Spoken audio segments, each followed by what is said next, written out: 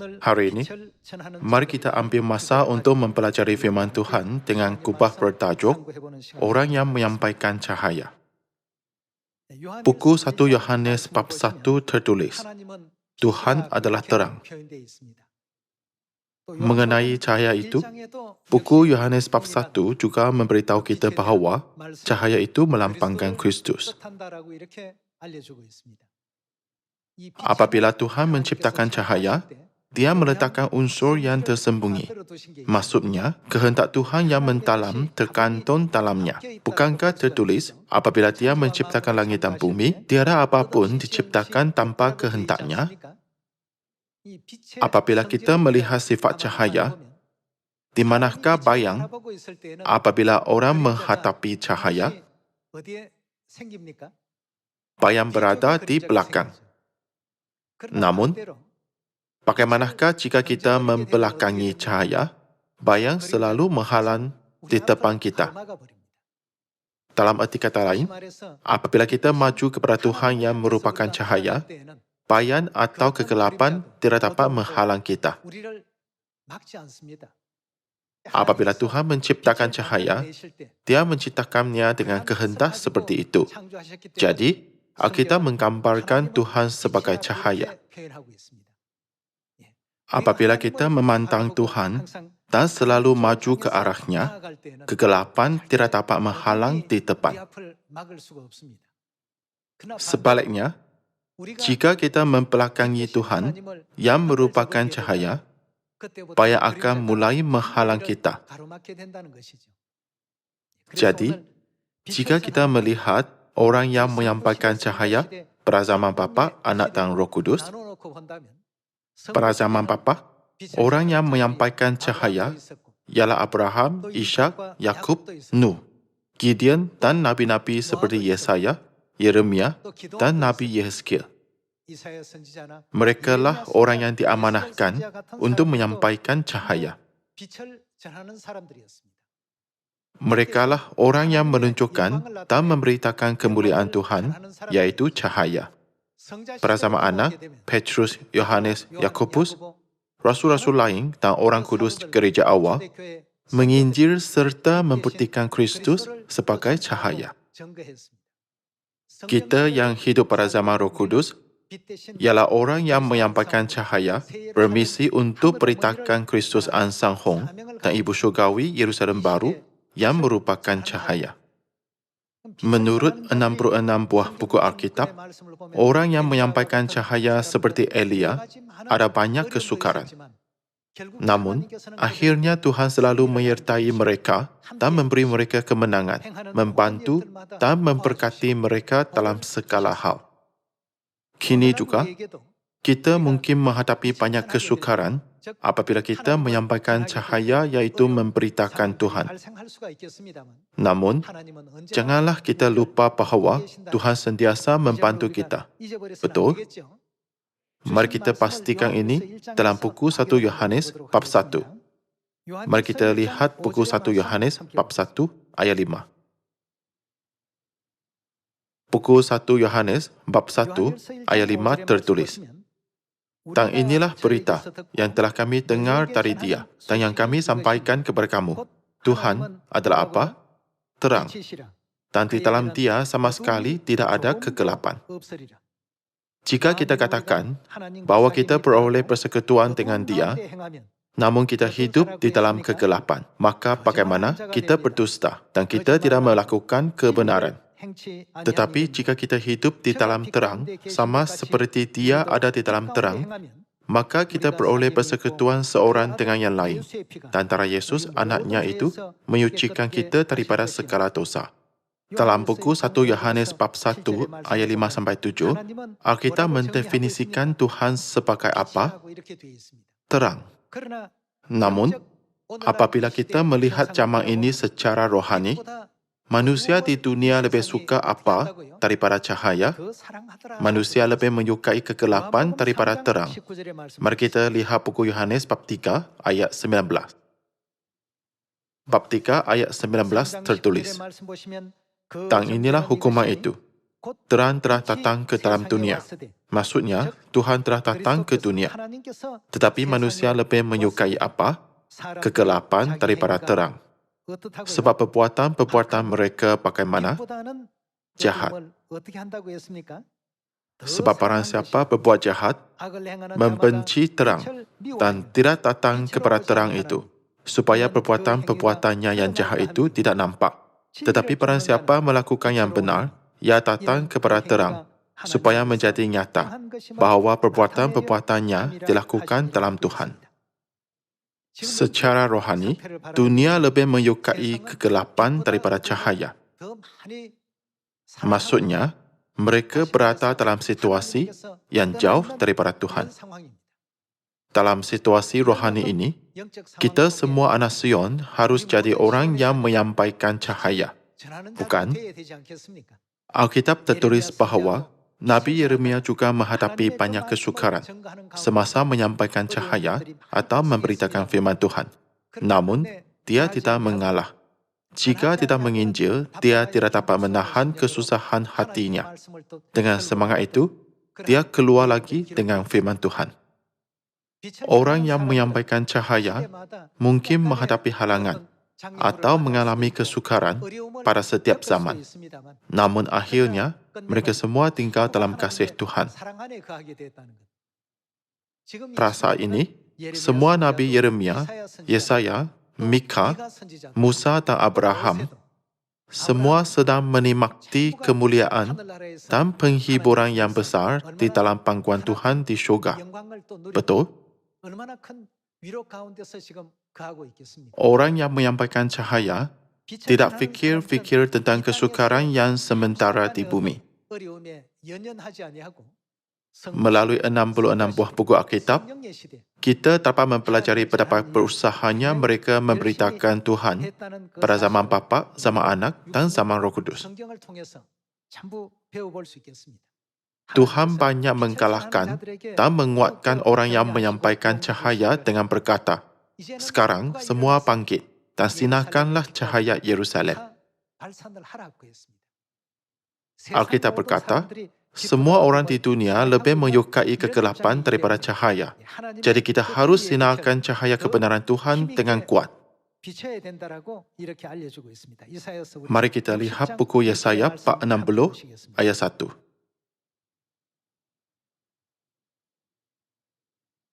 Bab 60 ayat 1 tertulis, "Bangkitlah, menjadi teranglah, sebab terangmu datang, dan kemuliaan Tuhan terbit atasmu.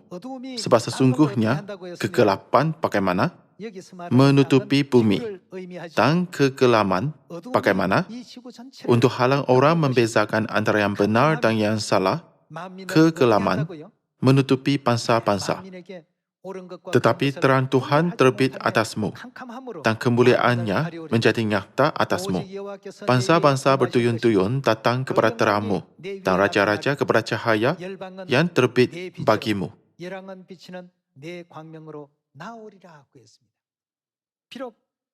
Walaupun dunia ditutupi kegelapan secara rohani, apakah yang akan dibuat semua bangsa jika cahaya kebenaran Yerusalem dan Kristus Ansang-hon bersinar? Bangsa-bangsa bertuyun-tuyun datang kepada terangmu, dan raja-raja kepada cahaya yang terbit bagimu.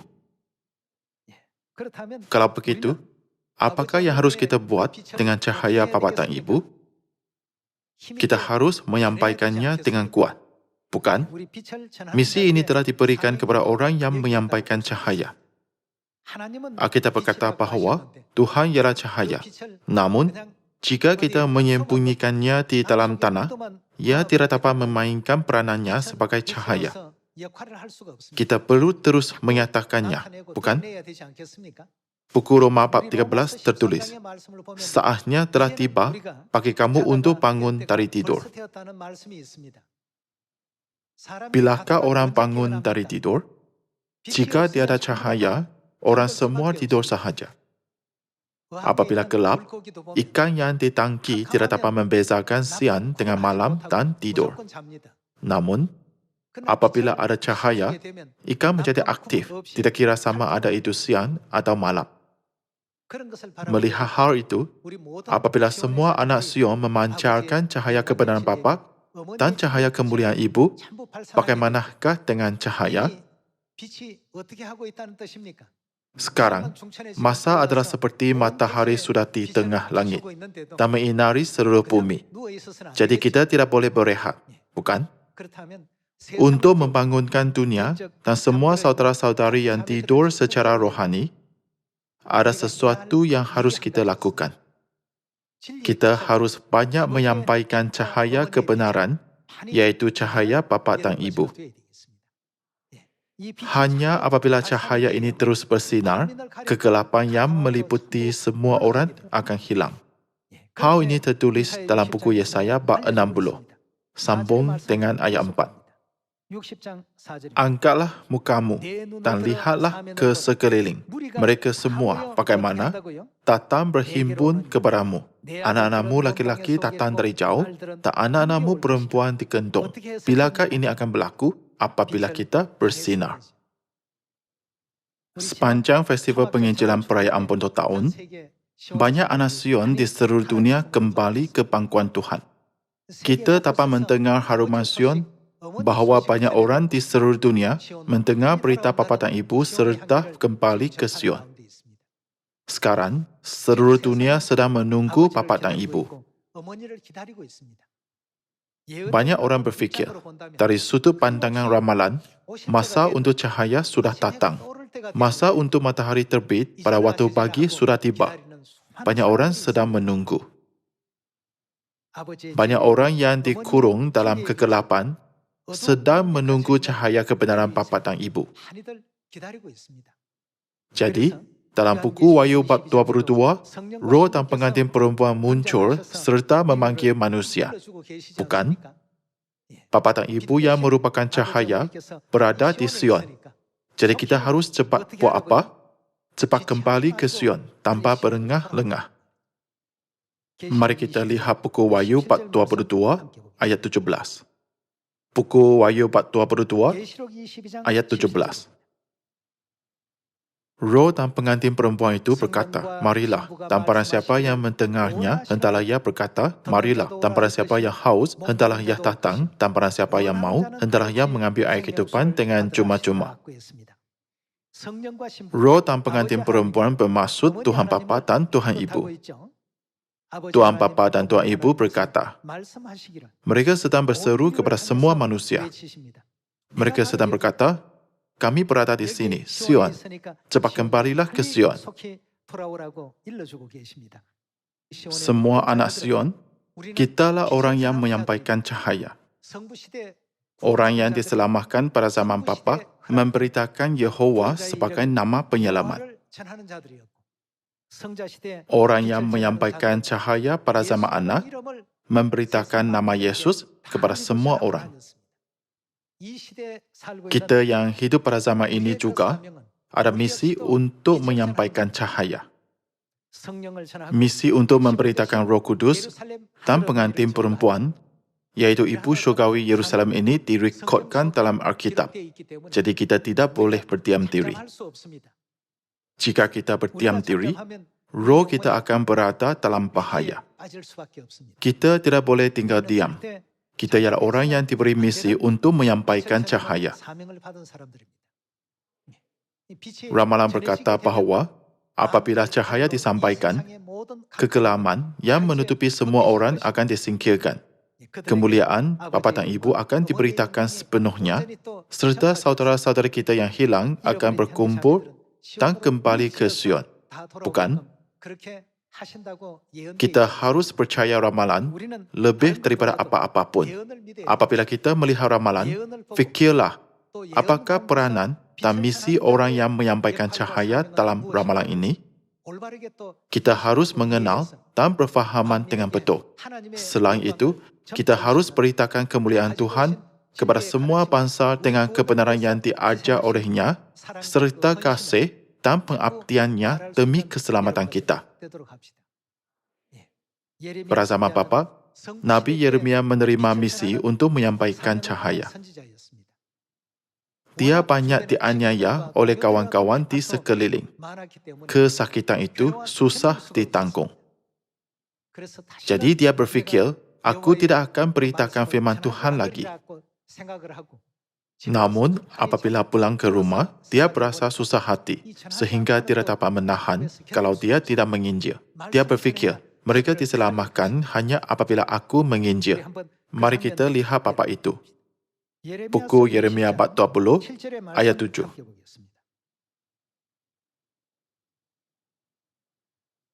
Buku Yeremia bab 20, ayat 7 tertulis, Engkau telah membujuk aku, ya Tuhan, tak aku telah membiarkan diriku dibujuk. Engkau terlalu kuat bagiku, tak engkau menuntunkan aku. Aku telah menjadi tertawaan sepanjang hari. Semuanya mereka mengolok-olokkan aku, sebab setiap kali aku berbicara, terpaksa aku berteriak, terpaksa berseru, kelaliman, aniaya, sebab firman Tuhan telah menjadi celah dan cemoh bagiku sepanjang hari.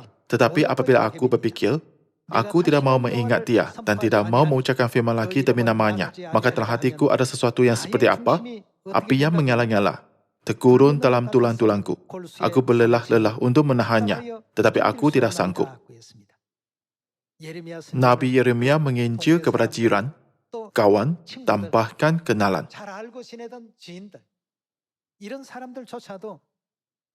Meskipun berada dalam banyak kesukaran, semasa memberitakan firman Tuhan, firman itu adalah seperti api dalam hatinya. Dia tidak dapat menahan, jadi dia menginjil lagi, menjalankan misi sepenuhnya sebagai orang yang menyampaikan cahaya benar, yaitu Tuhan. Bahkan pada zaman Perjanjian Baru dalam buku Kisah Para Rasul, kita dapat lihat para rasul dan orang kudus gereja awal banyak menyampaikan cahaya pada zaman Anang. Betapa damainya roh mereka sekarang dengan Tuhan di Firdaus Surgawi. Masa penderitaan adalah pendek dan sementara. Namun, memandangkan mereka menginalkan cahaya, barulah ada kita pada hari ini. Di 175 negara di seluruh dunia, anak-anak Tuhan di Sion kini sedang menjadi tuayang yang masak, bukan? Apabila kita menyadari bahawa usaha mereka tidak sia-sia, kita harus bangkit dan bersinar sebagai orang yang menyampaikan cahaya menurut ramalan buku Yesaya bab 60.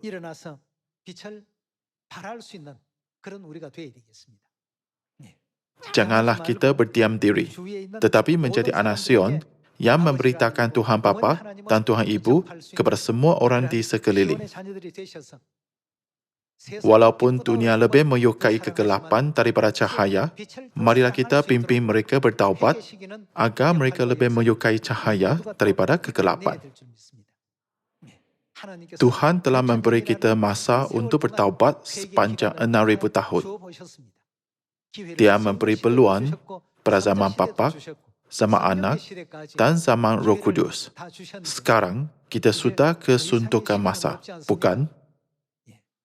Cahaya kebenaran Tuhan Bapa dan Tuhan Ibu kini bersinar kepada semua orang di dunia yang tidak dapat membezakan antara kanan dan kiri kerana berada dalam kegelapan. Melalui ini, banyak roh kembali ke kebenaran. Di Korea, pameran Bapa dan pameran Ibu diadakan. Amat menakjubkan. Para hadirin berkata, saya tidak menyadarinya walaupun sudah banyak kali lawat pameran ini. Seluruh Alkitab membuktikan Tuhan Ibu. Alkitab juga membuktikan Tuhan Bapa. Apabila kita fikir bagaimana ibu bapa selalu memberi anak kasih yang tidak terhingga, semua ini berkaitan dengan Adam dan Hawa dan pulang ke permulaan. Akhirnya, memang Tuhan Bapa dan Tuhan Ibu, iaitu Tuhan yang berimej lelaki dan perempuan wujud. Apabila kita gabungkan semua babak ini, kita dapat memahami bahawa kita manusia wujud melalui keluarga. Kita mempunyai bapa dan ibu bukanlah suatu kebetulan. Sebab itulah banyak profesor universiti, ahli politik, dan orang yang berpengaruh di dunia kini menerima kebenaran. Saya dengar bahawa reaksi di setiap tempat yang mengadakan pameran bapa dan ibu berbeza daripada sebelumnya. Jadi, itu pastilah tanda penting daripada Tuhan untuk menyatakan cahaya kemuliaannya. Orang berkata, walaupun sudah beberapa kali melawat, setiap kali saya ada perasaan baru. Hanya Tuhanlah yang membuka mata orang yang dijemput ke pameran bapa dan pameran ibu. Memandangkan kita banyak memegahkan bapa dan ibu, akhirnya Tuhan yang melihat iman kita membuka pintu hati mereka. Pada masa gereja awal juga, orang hanya menganggap Yesus sebagai anak tukang kayu Yusuf yang dari Nazaret. Memandangkan bapa fisikalnya bekerja sebagai tukang kayu, Yesus mungkin membantu dia sehingga umur 30 tahun apabila dia mulai menginjil.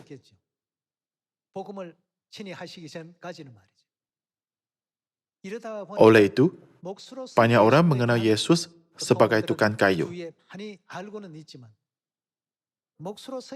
Tiada orang dapat mengaku dialah Tuhan yang datang ke bumi sebagai tukang kayu. Jika kita membuktikan Kristus Ansanghon, adalah orang bertanya, adakah gereja itu percaya manusia? Kalian semua, adakah anda tahu asas agama Kristian?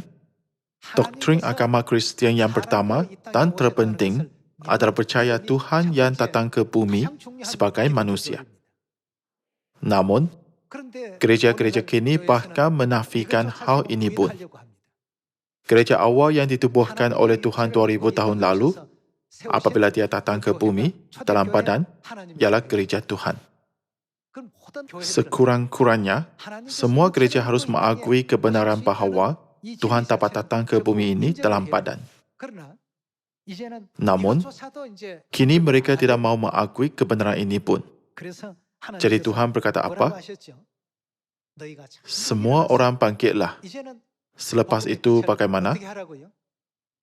Sinarkanlah cahaya Injil, cahaya Yerusalem dan cahaya kemuliaan Bapa.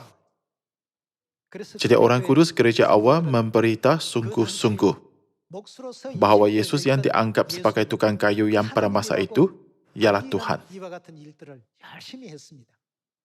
Di rumah-rumah atau kepada sesiapa pun yang ditemui, mereka tidak berhenti mengajar dan menginjil bahawa Yesus ialah Mesias.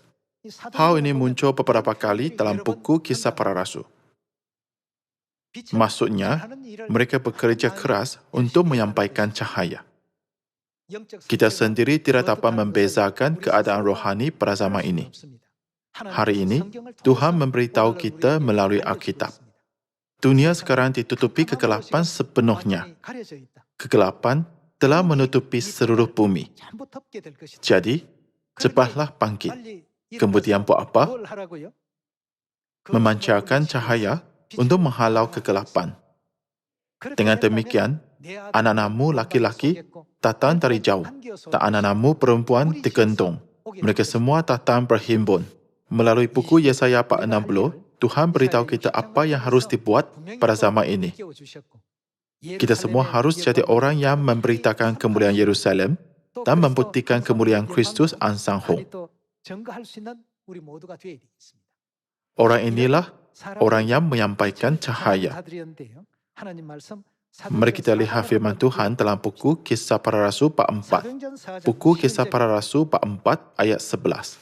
Buku Kisah Para Rasul bab 4 ayat 11 tertulis, Yesus adalah batu yang dibuang oleh tukang-tukang bangunan, iaitu kamu sendiri. Namun ia telah menjadi batu penjuru, dan keselamatan tidak ada di dalam siapapun juga selain di dalam dia. Sebab di bawah kolong langit ini, tidak ada nama lain yang diberikan kepada manusia yang olehnya kita dapat diselamatkan. Apabila Petrus mengucapkan ini, adakah seluruh masyarakat Yahudi mengenal Yesus dengan cara yang sama seperti kini orang mengenalnya? Tidak. Orang mengenalinya hanya sebagai anak tukang kayu Yusuf dan berkata, ibunya ialah Maria, dan saudara-saudaranya ada bersama kita. Pada masa itu, Petrus memancarkan cahaya dengan berani. Yesus adalah batu yang dibuang oleh tukang-tukang bangunan, iaitu kamu sendiri. Namun ia telah menjadi batu penjuru. Dan keselamatan tidak ada di dalam siapapun juga selain di dalam Dia. Sebab di bawah kolong langit ini, tidak ada nama lain yang diberikan kepada manusia yang olehnya kita dapat diselamatkan.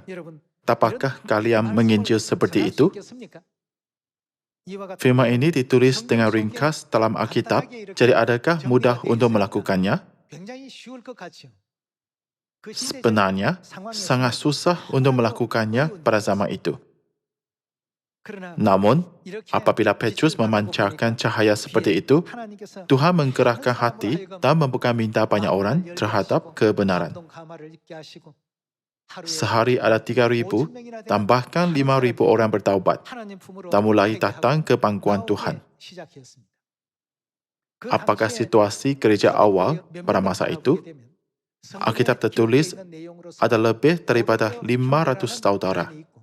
Tertulis bahawa apabila mereka menerima hujan Roh Kudus pada awal musim pada hari Pentakosta, di luangan ada 9 Markus, kumpulan yang berjumlah 120 orang berkumpul. Bilangan mereka adalah sedikit. Walaupun sedikit, kira-kira 5,000 orang datang dalam sehari. Lebih daripada 10 kali ganda Roh kembali ke pangkuan Tuhan, kerana mereka mulai menyampaikan cahaya. Sebelum itu, Yesus suruh mereka buat apa? Dia menyuruh murid-murid agar jangan memberitahu orang bahawa dialah Mesias. Walaupun dia datang ke bumi ini sebagai cahaya, itulah cahaya yang tersembunyi. Namun, dia berkata apa apabila dia naik ke syurga? Jadilah saksiku di Samaria dan sampai ke hujung bumi. Maksudnya, sekaranglah masa untuk bersinar. Selepas itu, Injil gereja awal mulai tersebar secepatnya di seluruh Israel, wilayah Asia Kecil dan Eropah.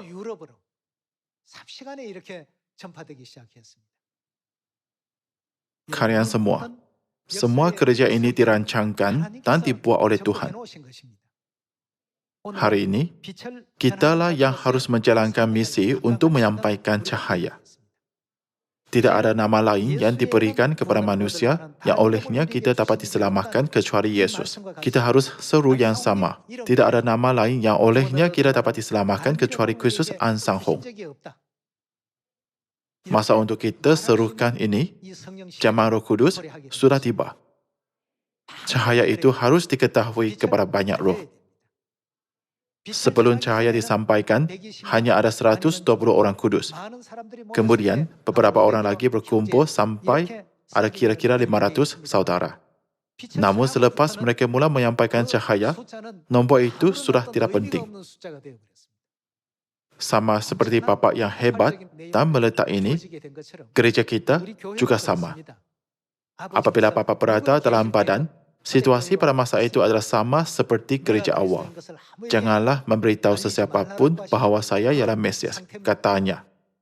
Bagaimana selepas kenaikan, mulai sekarang jadilah saksiku di Samaria dan sampai ke hujung bumi. Kita mulai menyebarkan cahaya kebenaran dan kini kita sudah mencapai 175 buah negara. Tuhan sedang memenuhi ramalan dan semua gereja hebat dalam Alkitab yang tidak dapat kita bayangkan. Banyak wartawan dari media bertanya, bagaimanakah anda mencapai pertumbuhan yang begitu pesat? Mereka fikir bahawa kitalah yang membuat. Sebenarnya, Tuhanlah yang membuat semuanya. Kerana Tuhan yang buat, semuanya dibuat dengan laju. Kita manusia pasti tidak dapat melakukannya. Semua ini akan berlaku secara otomatik apabila kita bersinar menurut ramalan Tuhan.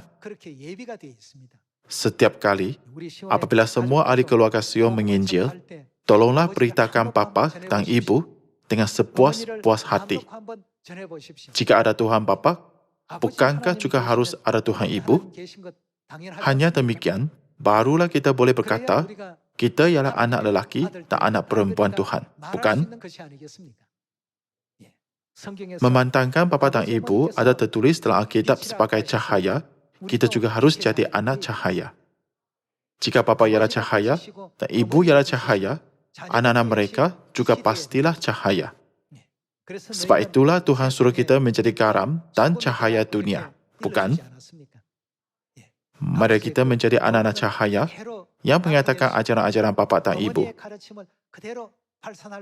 Juga, mari kita menjadi anak Sion yang memberi kemuliaan yang lebih besar kepada Tuhan. Kitalah orang yang menyampaikan cahaya. Untuk ini, kita harus menjadi cahaya. Kita harus berfikir, apakah jenis jalan iman orang kudus gereja awal yang menyampaikan cahaya? Apakah jenis jalan iman mereka yang menyampaikan cahaya pada zaman Bapa? Apabila kita melihat baik-baik, mereka memberitakan Tuhan Yehova ke mana sahaja pada zaman Bapa. Pada zaman Raja Ahab, Elia membuat apa apabila Izabel menyembah Dewa Baal? Dia menyampaikan cahaya. Dia membuktikan Tuhan Yehova. Pada zaman ini, banyak orang mengambil jalan mereka sendiri. Saya harap kita memancarkan cahaya kemuliaan Tuhan, supaya kita dapat memimpin semua orang datang kepada cahaya. Orang yang menyampaikan cahaya pada zaman Roh Kudus ialah orang yang membuktikan roh dan pengantin perempuan. Semua perbuatanmu yang baik akan dicatatkan dalam kitab kehidupan. Saya harap kita maju dan menerima berkat besar Tuhan yang berkata akan membalas menurut perbuatan kita. Dengan ini, saya tamatkan khutbah. Sekian, terima kasih.